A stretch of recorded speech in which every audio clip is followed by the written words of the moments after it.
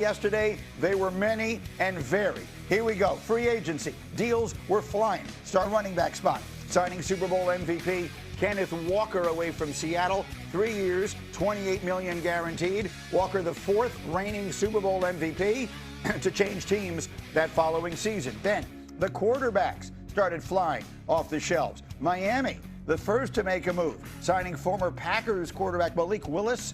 3 years, $45 million guaranteed. Willis only has 115 dropbacks in 2 years with Green Bay, but played well when he had the opportunity. Then the next quarterback, and this one took a lot of people by surprise, Tua-Falcons. After being released by the Dolphins in the morning, found a new home almost immediately, signing with Atlanta, a one-year deal. Tua will compete with Michael Penix, who is rehabbing a torn ACL, so he should get plenty of time, Tua should, during the summer. And then finally, after playing his first 12 seasons in Tampa, Mike Evans said goodbye to the Bucs and signed in San Francisco.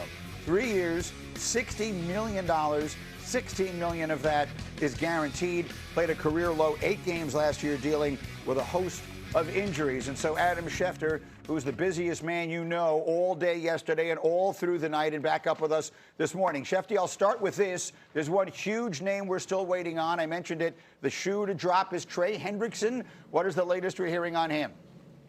Well, here's the situation, Greeny. He's been in contact with a number of teams right now.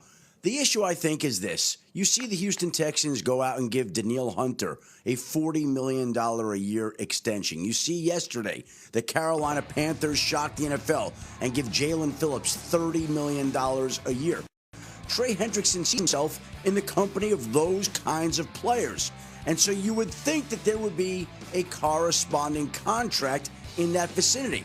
But if there's not a team out there that's willing to give you $40 or $30 million, sometimes it takes a player a little bit of time to understand how the market works like that and to accept that just because Danielle Hunter might get 40, you might not get 40. Just because Jalen Phillips gets 30 doesn't mean you get 30. And so right now he's talking to a bunch of teams, but nobody has met his price just yet. And he's a very strong-minded, prideful person. He wants to get his price, and until he feels like he does, he's not willing to compromise on that. Now, he waited a long time for this opportunity to be free. He's going to take advantage of it.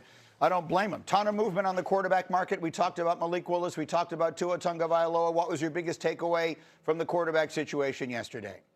I think all the movement in Miami with Tua going out, Malik Willis coming in, and then Tua going to Atlanta. This creates a very interesting, and I think when you look at it, obvious situation. Now the Falcons have 2 left-handed quarterbacks. They are the only quarterbacks on their roster. Penix is coming off the torn ACL. Tua goes there. Smart play by Tua Tagovailoa to go into a system like that where he's going to have the chance to start there. It's a new coaching staff. It's a new front office. They're not married to Michael Penix or anything like that. So Tua will have a legitimate chance to be the starting quarterback there, and who knows how that might revive his career. We see it over and over in the NFL. So Tua opted for that particular situation. Now we wait to see where some of these other quarterbacks go and some of the other openings that are out. Still looking for quarterbacks, Greeny. Kyler Murray, Geno Smith would be the 2 that jump immediately to mind, and certainly there are some others, particularly some older players, Flacco, Rodgers, etc. What else? What else are you keeping a close eye on right now that you might be popping into my ear any minute and saying, Greeny, I've got breaking news?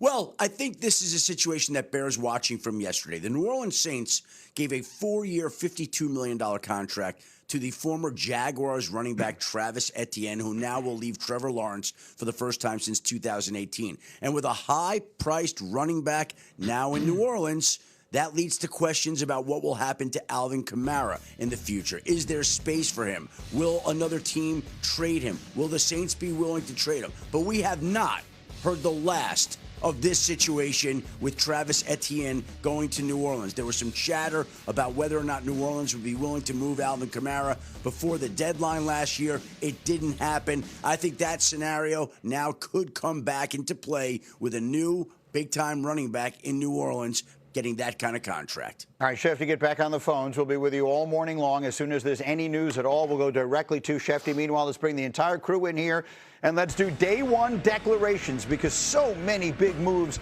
were made yesterday. Dan Orlovsky, what was your number one takeaway from day one? how the second-year quarterbacks are all set up. I loved what Tennessee did for Cam Ward.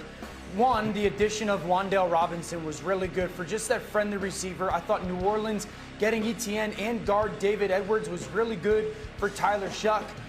The stuff that the Giants did for Jackson Dart when it comes to signing Isaiah Likely as a free agent tight end and the way they're going to use him. I like that all three organizations didn't necessarily only go with just offensive guys.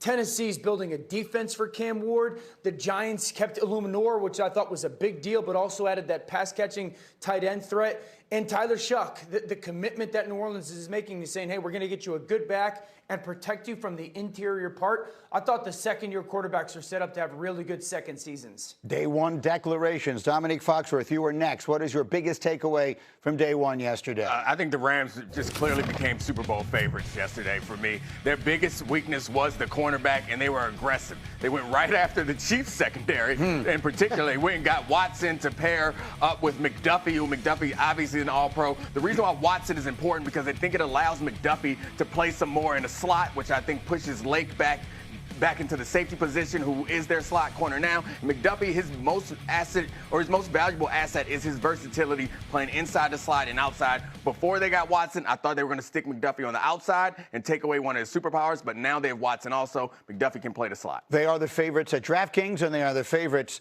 in Dominique Foxworth's household. Peter Schrager, you are next. Day one was fascinating. What caught your eye? The Philadelphia Eagles. You know, March and April is usually Howie Roseman's season, SZN, and they signed nobody, but they lost quite a bit. Jalen Phillips, who everyone thought was going to re-sign with the Eagles, took a huge payday from the Panthers. He leaves. Nakobe Dean, gone. Reed Blankenship, gone. Dotson, gone. Last year they lost Josh Sweat, and Milton Williams, and Darius Slay on that first day. The Eagles, it's been a bloodletting. Everyone's leaving, and Jeff Stoutland's no longer there as the offensive line coach, and yet everyone's looking and saying, Howie, what are you going to do? What's the move? Well, I think of the finance world, and sometimes the best moves are the ones you don't. No one's ever won a Super Bowl on day one of the free agent market. I would say just hang tight, Eagles fans. Let's see what Howie Roseman has up his sleeve. See what he has up next. And then finally, Graziano, to you, what is your day one declaration? I think Malik Willis and the Dolphins is absolutely a perfect marriage of team and player right now. Malik Willis is still an unknown, and whoever signed him was going to be taking some level of risk that his small sample size of performance in Green Bay could translate to success as a full-time starter. The Dolphins are a team that I don't think many people are expecting much from this year. So if he goes there and it doesn't work out, I don't think it's as catastrophic for him as if he had gone to like Indianapolis or a place like that where they'd be expecting right away. And if it does work, by the way, he's playing for a coach and a GM that know him well. They come from Green Bay. I think they might have tripped over something. I actually think the Malik Willis deal says more about the Colts and the Falcons than it does about the Dolphins, because Malik Willis went for a lot less than I think we anticipated, which makes it seem really silly to me that some of these other teams who seem a lot closer, who seem like more attractive destinations for Malik Willis, why they didn't get in the mix. Ending up with Tua when Malik Willis has what seems like a higher upside right now surprises me. But that's the thing, though. I mean, I think that's why it makes sense for Miami. First of all, I think the price was about right? A little more than Justin Fields got last year. That's what we had kind of been saying. But second of all, I just think if he goes to a place like Indianapolis where it's, win now or else, I think that sets him up for potential, disappointment, sets them up for potential disappointment. Whereas in Miami, I think, the range of outcomes suits him better. Orlovsky, what did you think of all the quarterback stuff yesterday? Yeah, I liked Miami signing Malik Willis, and I think it's the fair contract because it's really that 2-year commitment. They'll see if they've got something. Yeah. If not, they'll get into the quarterback market again. I thought Tua going to Atlanta was the right decision, both sides.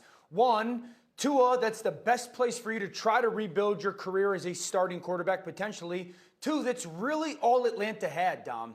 There wasn't a ton of wiggle room for Atlanta. If you're Atlanta, Kyler wasn't going to go there. Geno wasn't going to go there. You had already moved off from Kirk because of the finances. You need a person that's at least in March, April, May, June, starting quarterback capable, and in September, depending on if Michael Penix is going to be healthy enough. Tua was really the likeliest option in Atlanta. I thought that made sense. We're going to, obviously you're skeptical. We'll come back to it. Peter, Nick is jumping out of his chair. We're going to come to back to the quarterback situation, particularly that one as we go. Peter, finish it up. Yeah, just that the Dolphins had such a comfort with Malik Willis. You have to realize no one else has seen Malik Willis as much as Jeff Hafley over the last few years. He was coaching against a scout team offense where Malik Willis ran it. John Eric Sullivan as well. And when Jeff Hafley was interviewing for the job in Miami, you better believe he had a plan at quarterback, and that plan included a guy that he'd watched for 2 years. One more note, John Robinson, who drafted Malik Willis in Tennessee, now works for the Miami front office as well. There's a lot of Malik Willis support in that building. That's critical. When you see the guys who know him best are the guys who want him, that's the best possible indication. Because no one's seen him play, but they've seen him practice, and they've seen him in meetings, and they know what he's like in the building. They know more about him than anybody else. We're going to get into the Tua stuff. Nothing. It's a quarterback. He is shrugging off everything. I promise I'm coming to all of it. We'll get into all the Tua stuff as we continue. You know who made a